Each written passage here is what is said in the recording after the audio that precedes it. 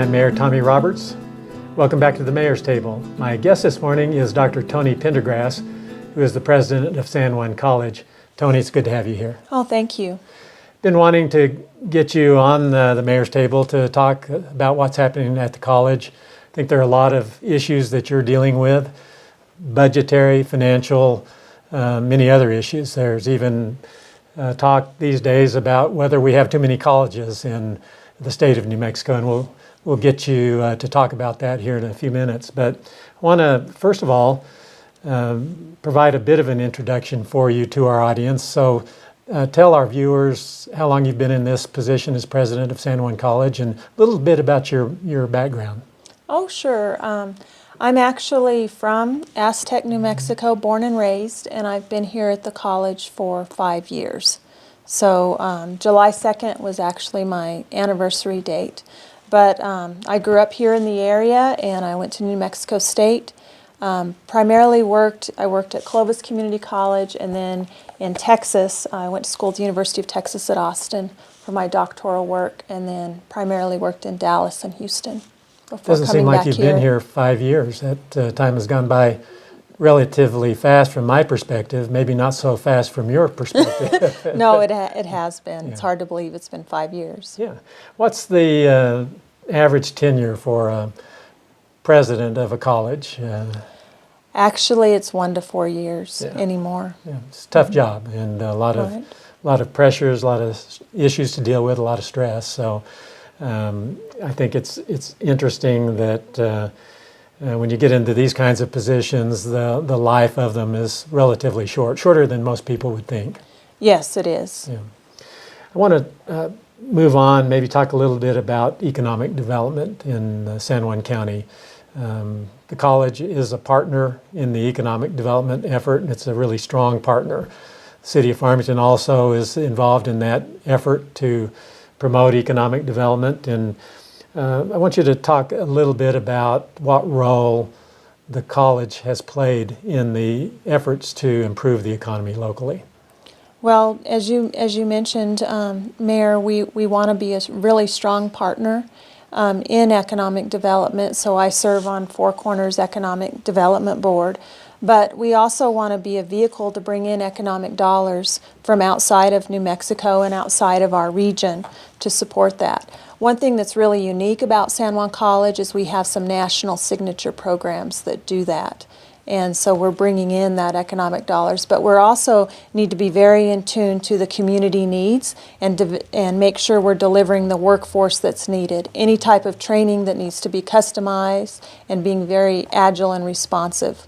And you've really been a leader in that regard, from my perspective as mayor of Farmington, recognizing some of the needs of the local economy in the context of workforce development. Can you talk about 2 or 3, maybe a couple of the programs that you've operated at the college in the context of curriculum? Sure, I'll be happy to. Many of our community members are very familiar with the School of Energy. Mm-hmm. You know, we are an energy basin. It's probably the only one like it really nationally. So one of our strategic directions that we've developed for our new 5-year strategic plan is to deliver an internationally accessible curriculum in energy resources. And you know, we were able to build the building and do the fundraising in about a year, and we had 13 partners, and we raised about $15.8 million over that time period. So 8.9 was from our business and industry partners. So that's one example. BP America, we're the trainer of choice for the lower 48, so we train all their new and existing employees. So when they come to town for their Jumpstart immersion when they start, or any training when they're already part of the BP workforce, we provide that training. And so they're staying in our hotels, they're eating in our restaurants, so that helps our economic development as well. Another example is in our automotive area. We're the trainer of choice for about 7 states, for GM, Toyota, Chrysler, and we've just added Honda as well. And you've had a very strong nursing program as well. Yes, we offer the associate degree in nursing and the Bachelor of Science in Nursing in partnership with the University of New Mexico. We just graduated our first class, so We're trying to develop also degrees and partnerships with our universities where students don't have to leave home to get those degrees, and they can do it at a lower cost. So for example, in nursing, the Bachelor of Science in Nursing, they take their first 90 credits with us and the last 30 online, and they can become a nurse without leaving home and stay here in our home community. We really value that partnership, and we really appreciate the leadership that comes from the college and in the context of working in the area of economic development. It's critical that we have a broad-based partnership in our region, and I think we have that. The college is a big player, so thank you very much for that. Toni, like most governmental institutions, the college is struggling from a financial, fiscal perspective. Yes. You've got a lot of challenges. Let's talk a little bit about those issues. I know that during the special legislative session of the New Mexico legislature in October of last year, and then again during the regular session in February and March of this year, the college took a few hits. Yes. Can you talk about that? Sure. We had to cut over $1 million out of our budget, actually 1.1. In the last 18 months, we've had to cut $2.1 million out of our budget. Just to give you some perspective, it hasn't been just with our state allocation. We know 30% of the revenue in the state is based on what we derive from our energy resources in the state, which is primarily our San Juan Basin and Permian Basin. Well, in 2006, the college received about $9 million in production taxes. This last year, in 2016, we received $1.5 million. So, that's a significant 85% decrease. So we've actually had those hits come from more than just our state allocation. How do you manage those revenue decreases and the deficits that they create? What's the approach?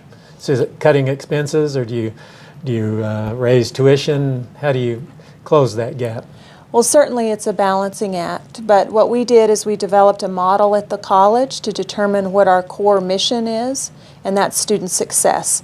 And then we decided, what should we be doing, and what are the things that are more ancillary to our work. But we've done a lot of cuts over the years, and in December we actually had to lay off 12 employees as a result. Is that the first reduction in force you've had to implement? Yes. So we are fortunate that we're one of the last in the community, but it certainly was not easy. Right. The corollary issue is one that's getting a little bit of public attention even this week, and there are some educators, higher education leaders who are calling for a reduction in the number of higher education institutions that are funded in the state of New Mexico. There are some politicians who are embracing that outlook as well. What's your thought about the idea that the state funds too many higher education institutions? Well, Dr. Dameron, our Secretary of Higher Education, has actually nominated a group to work on this, and I am part of the governance group, and then our Vice President of Administrative Services is part of the finance, and then there's a legislative group that's working on researching this issue. So we'll be an integral part of this study and part of the recommendations, but in my opinion, San Juan College is a world-class community college, and we stand at the heart of this community. And there's not really any other institutions of public higher education that are even, they're within a few hours. So I just think we're a strong, independent community college that needs to remain that way. Dr. Henderson, who was here for 28 years, we were originally part of New Mexico State. And it's my understanding is that we had to ask for permission for every little minor change in Las Cruces, and I don't think that would add to any efficiency or effectiveness, personally. You have some degree programs that are available through your connections with other universities and colleges in the state. Do Oh, you not? Definitely. So talk a little bit about what those opportunities are for students. Sure. So, for example, New Mexico Highlands University is located in one of our centers here in the community on 30th Street. We've signed 18 guaranteed admissions agreements with them since I've been at the college. With New Mexico Tech, we have guaranteed admissions agreements in mechanical, chemical, and petroleum engineering, and in computer information systems. So in the engineering area, the goal is that students won't have to leave home, like I mentioned earlier, in the nursing to get those degrees. We're also working with New Mexico State University. They're giving special scholarships to our honors students. We have over 400 students in the honors program, which is one of the largest, we think, in the region. And they're also making them part of what is called the Pathways program. Let's talk a little bit about enrollment and trends in enrollment. How are you doing? Our enrollment's really pretty flat, but what's interesting is if you look at the 10-year trend, we're actually, our credit hours that are generated are pretty flat over that time period. So we're pleased with that, with our, kind of our shrinking economy for the people that have left, the community to find work. How many graduates did you have in your class of 2017? Those numbers aren't quite final, but we think it's 1,693 graduates. So we've actually had a 143% increase in our graduates the last 5 years. Yeah, it's a great record. Yeah, we're pleased. What about the future of the college? What do you see in the 5-year out time frame? And then maybe let's expand that out to the 10 to 15-year time frame. Okay, sure. So we've been involved in a really comprehensive strategic planning process that I referenced earlier. And we worked with our business and industry partners in a retreat setting last fall. And we asked them what do they need from San Juan College. And we came up with 4 strategic directions in partnership with our Board of Trustees. The first is to develop an agile and responsive business model that helps more students get in, through, and out of college. And we're actually part of a national project that we were selected through a competitive process to work with national experts over the next 3 years to really help improve our outcomes substantially. The next item is to expand our signature programs. We're pretty unique among community colleges to have such strong online programs, and then some of our other offerings in the other schools.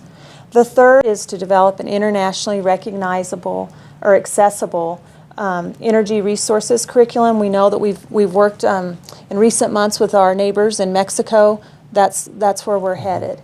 And then the last item is to sustain and grow our health sciences programs. And that was really mentioned in our business and industry partnership with our business and industry partners, how much they value that. So we plan to really do that because we know they're very expensive, but they meet a community need.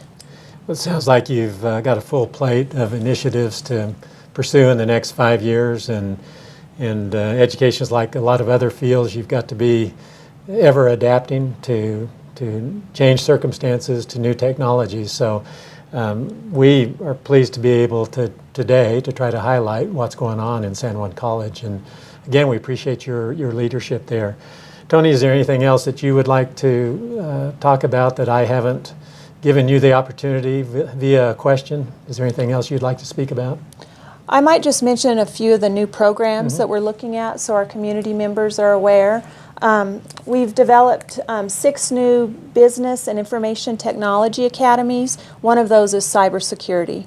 So we're really excited about that, and we actually are pursuing the national designation to become a Center for Information Assurance and Cyber Defense. And we actually received a pretty good big grant from the National Security Administration for that. And we're also launching a tribal energy management program. So we want to be the first community college in the nation to offer such a degree to learn how to manage natural resources on tribal lands.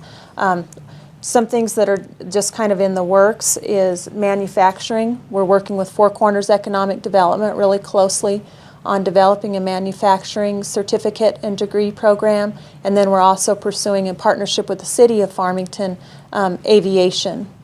That will be a fixed wing curriculum that will train pilots to enter the private sector eventually. Yes, exactly. Yeah. We look forward to working on that project as well. It will, in some ways, replicate the Mesa pilot training program that existed here for many years many years ago. It's been probably 10 years ago that program stopped operation, but it will, I assume, be modeled in many ways after that or on that program. Yes, definitely. That was a great partnership, and our initial market research is showing that there's great demand in that area once again. Yeah. Well, Toni, I want to thank you for being my guest on the Mayor's Table today. We, again, are happy to focus some attention on the college. It's been a key partner in economic development efforts that have been ongoing in the community for a number of years now. And we appreciate the leadership that you provide and that your governing board provides to the area.